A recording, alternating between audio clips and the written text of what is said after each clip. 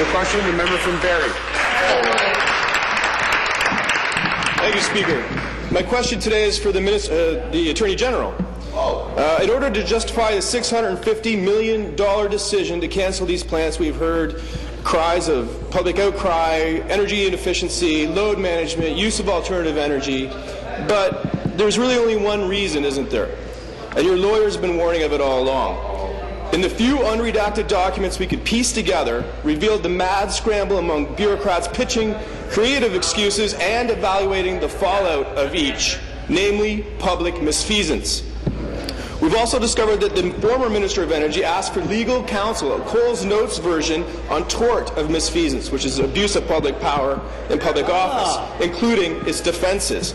Minister, were you aware that your lawyers were giving advice of misfeasance to the former Minister of Energy, and does that make you responsible? Interesting. Attorney General. I refer you to the House Leader,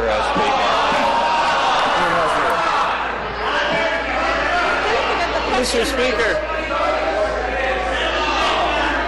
Mr. Speaker, I'm going to have to repeat it again, Mr. Speaker.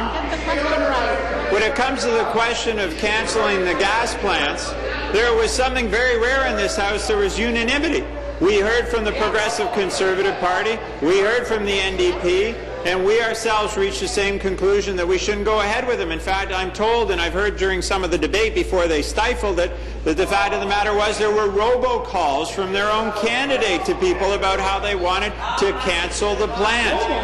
The fact of the matter, Mr. Speaker, is we canceled the plant, then we went ahead with negotiations with one of the companies, and at that point documents were asked for. We tried to work with the opposition, Mr. Speaker, to deal with those documents, to have the committee charged with work to deal with this very, very important issue of the two competing principles. And, Mr. Speaker, the opposition have blocked us at every turn. Supplementary.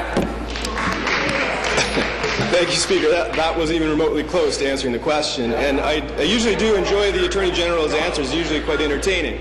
But, Speaker, squandering what likely would be billions in failed energy projects for political gain is an outright abuse of government power. But then, so is the breach of parliamentary privilege.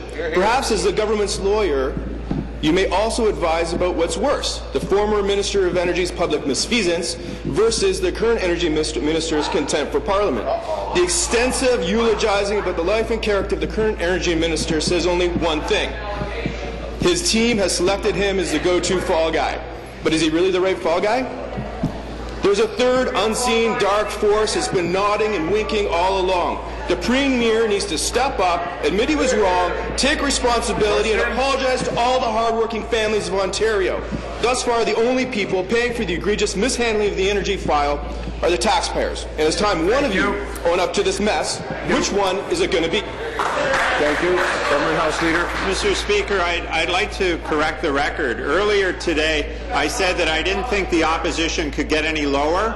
I want to correct it. They just did get lower. That member stood up here, Mr. Speaker, and he was judge, prosecutor, jury on the Minister of Energy. The fact is that there is a committee of this House that is going to be looking into this matter, and yet members stand up here on that side of the House and they prejudge what's going on, Mr. Speaker. It's quite frankly disgusting. Mr. Speaker, we saw 36,000 pages of documents that were put out. There were efforts by this side of the House to find a cooperative agreement with the other side, and instead, Mr. Speaker, for vindictive gutter politics, they have gone after an honourable member of this House, and they should apologize to him. They should apologize to this committee, because this committee does not deserve to be prejudged, Mr. Speaker. Let's let the committee do its work.